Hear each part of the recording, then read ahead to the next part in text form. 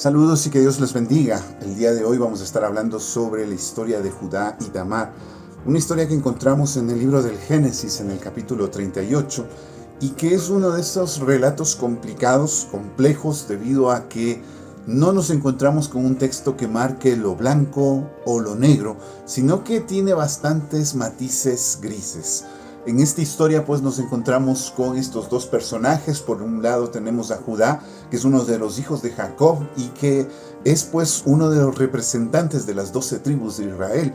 Es decir, estamos hablando de uno de los que van a ser como representantes del pueblo de Dios. Y por el otro lado tenemos a Tamar, una mujer cananea con sus costumbres y tradiciones propias de un pueblo idólatra. Y pues resulta que Judá, a pesar de ser un hijo de Jacob, a pesar de tener ya las normas claras, a pesar de haber visto lo que pasó con su tío Esaú, el cual por haberse casado con una cananea fue apartado de los planes de Dios, Judá decide tomar el mismo camino de su tío y casarse con una mujer cananea. Tiene 3 hijos con esta mujer cananea y pues uno de ellos se casa con Tamar, esta mujer cananea de la que estamos hablando. Pues resulta que Tamar, al estar casado con que es el primer hijo de Judá, fallece este hijo de Judá. Y lo que sucede es que se da la ley del levirato, que significa que el hermano que quedaba en vida tomaba como su esposa a la mujer de su hermano que había muerto. De esta manera se planteaba que el hijo que estaba vivo le daba hijos a su hermano que había muerto. Esa era la tradición y costumbre que había en los pueblos antiguos. Recordemos que nos distancian de ellos 3000 años de historia, de cultura, de tradiciones y costumbres. Entonces para ellos esto era lo normal, esto era lo que se acostumbraba. Sin embargo, resulta que el segundo hijo de Judá, Onán, no quiere darle hijos a su hermano Así que, frente a estas circunstancias, Dios, dice el texto bíblico, enojado por esta situación, por el egoísmo de Onán, decide también quitarle la vida a Onán.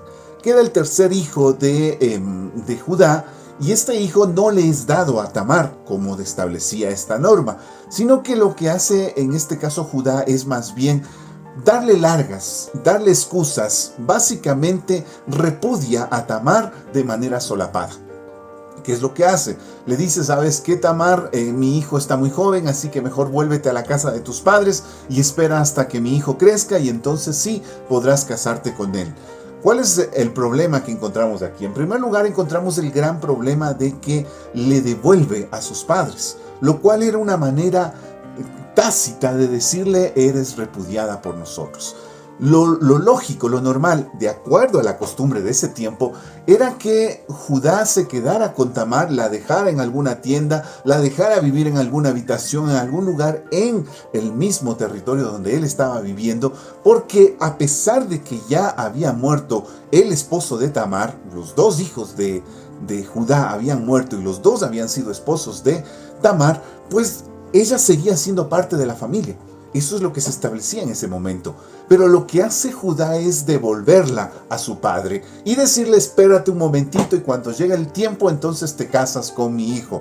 Lo cual, como digo, es básicamente un repudio solapado. Pasan los años y dice el texto bíblico que la mujer de Judá había muerto, lo cual plantea también un pequeño interrogante que hasta este momento no había sido planteado. ¿Por qué no la toma como mujer Judá? Que era también algo que podía hacerse de acuerdo a la ley del levirato que están ellos en ese momento planteando. Pero, porque la ley del levirato planteaba que el pariente más cercano podía recibir a la mujer que había muerto el esposo.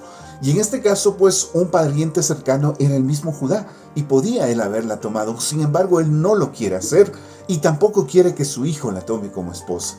Hay como un rechazo implícito en Judá con respecto a Tamar y por esa razón decide simplemente solapadamente hacerla a un lado. Ahora, pasan los años, como digo, Judá se queda sin su esposa, no tiene más hijos y el único hijo que tiene no se ha casado ni ha sido dado en matrimonio a Tamar. Así que aquí se da el gran problema. Lo que está sucediendo es que Judá se está quedando sin descendencia. Si muere Judá, el único hijo que le queda es Sela, el tercero. Pero Sela no está casado, así que no va a tener descendencia, lo cual plantea que Judá se va a quedar sin descendencia, lo cual significa que se acaba en ese momento lo que fue la tribu de Israel. Es decir, de las 12 tribus, la primera en morir iba a ser la de Judá, por los temores que tiene el mismo Judá. Y todo esto hubiese pasado así de no ser por lo que hace Tamar. Tamar, de manera descabellada, hace o elabora un plan que para nosotros es chocante. Por nuestros principios y nuestros valores, lo que hace Tamar es chocante. Pero debemos estudiarlo o debemos analizarlo desde la cultura y tradición que ella tiene. Vuelvo y repito, Tamar es cananea y como cananea tiene costumbres propias de su pueblo. Entre los cananeos, según nos cuenta un historiador griego, Heródoto, era muy común en estos pueblos orientales que las mujeres, incluso las casadas, las que estaban recién casadas incluso, solían sentarse a las afueras de los templos de Artemisa o de otras diosas para poder tener relaciones sexuales con extranjeros. El objetivo de esta relación sexual era honrar a la diosa. Y Tamar, como cananea que es, recordemos que ella no nos dice que ella se haya hecho a las costumbres y valores de Judá, simplemente sigue siendo una cananea y recordemos que fue de vuelta a la casa de su padre, así que sigue teniendo esas costumbres, así que esto que va a ser para ella, para Tamar como cananea, no presenta ningún problema, pero es muy probable que ella sí supiese que para Judá eso era un problema y era digno de muerte. Sin embargo, otra vez, como les dije, este relato presenta bastantes tonos grises. Hay un pequeño detalle. Ella no puede ser muerta por una razón, porque ha sido repudiada.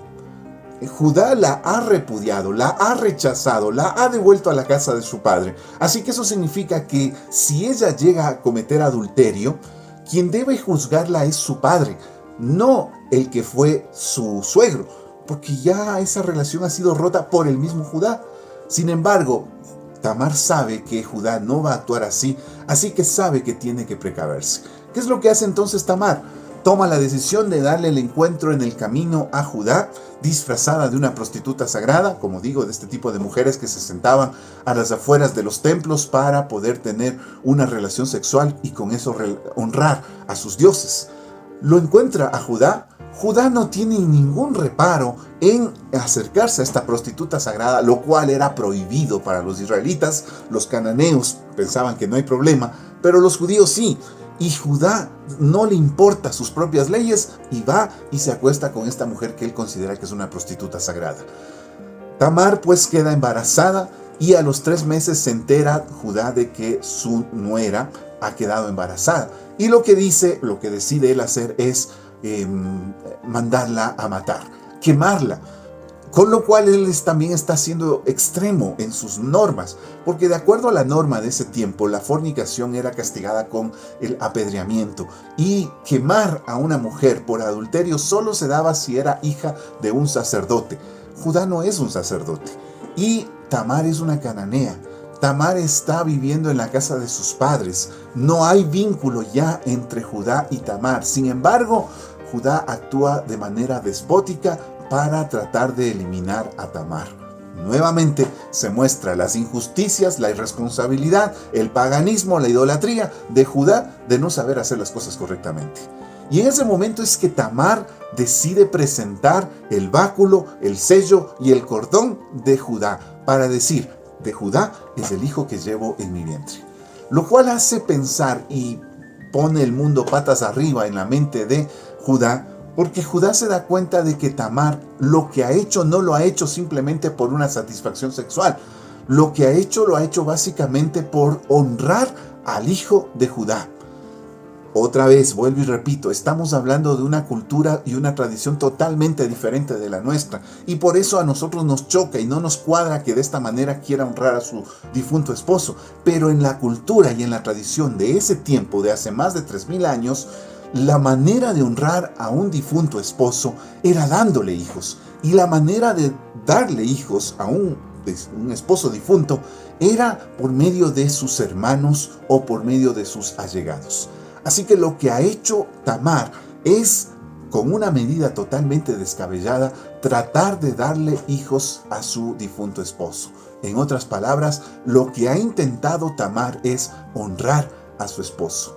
Y aquí viene la razón por la cual Judá dice, más justa ha sido ella que yo. La razón por la que dice esto es porque mientras Tamar ha buscado a toda costa honrar a su difunto esposo, lo que ha hecho por su lado Judá es negarle la posibilidad de ser honrado a su propio hijo. Se ha negado a sí mismo la posibilidad de tener descendencia por el miedo, mientras que, corriendo riesgo su propia vida, Tamar le está dando una descendencia a Judá. En todo este relato, como digo, hay cosas, hay matices, hay cosas que no podemos nosotros aceptar, pero hay ciertos elementos que nos dejan pensando. En primer lugar, debemos considerar que Judá es un ejemplo de los malos ejemplos que puede haber en el pueblo de Dios. Vemos que la manera de actuar de Judá es totalmente contraria a los planes y propósitos de Dios. Se casa con una cananea, da a su hijo como esposa otra cananea, no cumple con la justicia, no cumple con las normas de Dios, encuentra una prostituta sagrada y va y se acuesta con esta prostituta sagrada. Recordemos que el mismo Judá fue el que entre los hermanos de Jacob dio la opción a sus hermanos de vender como esclavo a su propio hermano. Otra cosa terrible en la vida de Judá. Así que en todo esto nosotros podemos darnos cuenta de que Judá es un ejemplo del peor ejemplo que puede haber en un pueblo de Dios.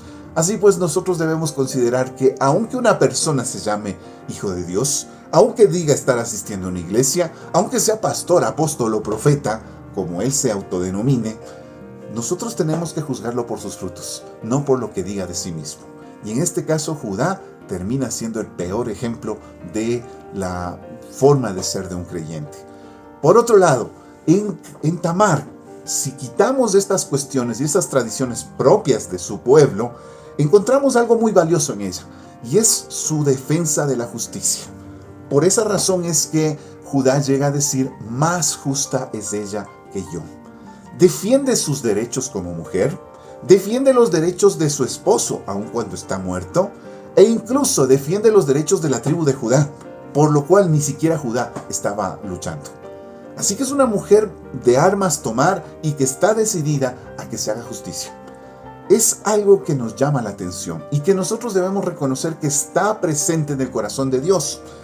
No todo lo otro que nosotros sabemos que está mal, pero sí este luchar y este buscar que se haga justicia. Es por esta razón que Tamar es una de las únicas 4 mujeres que son mencionadas en la genealogía de Jesús. Cuando tú vas al libro de Mateo, tú vas a encontrar 4 mujeres. Y entre esas 4 mujeres está Tamar, como ejemplo de fe, como ejemplo de fidelidad a Dios. Había problemas, había cosas que no estaban bien en ella, pero sin embargo, su lucha por la justicia y su defensa de los valores, eso fue lo que le hizo ganarse ese lugar en esa genealogía de Jesús. ¿Qué es lo que nosotros podemos decir con respecto a todos esos errores, a todo eso que hizo mal ella al disfrazarse de prostituta, al fornicar? Todo eso que vemos que para nosotros está mal, debemos considerarlo en el hecho de que ella no conocía la ley de Dios. Sin embargo, aun cuando no conocía la ley de Dios, sabía que las cosas se tenían que hacer con rectitud, con justicia. Y eso es lo que Dios valoró en Tamar, por lo cual supo valorarla. A veces nosotros podemos estar más empecinados en cumplir ciertas leyes, pero no en actuar con justicia. Y como vimos el día de ayer en el devocional, a veces incluso nosotros podemos usar la ley para beneficiarnos a nosotros mismos, actuando con injusticia y aprovechándonos de la ley para nuestro propio beneficio. Lo que hizo Tamar fue todo lo contrario. No conocía la ley, pero sí conocía lo que era justo y actuó en función de la justicia. Si tú quieres ser de bendición para otras personas, no estés pensando solamente en la ley. Piensa en lo que es justo y actúa con justicia para ti, para los demás, incluso para tus enemigos. Pero siempre obra en justicia. Que Dios te bendiga.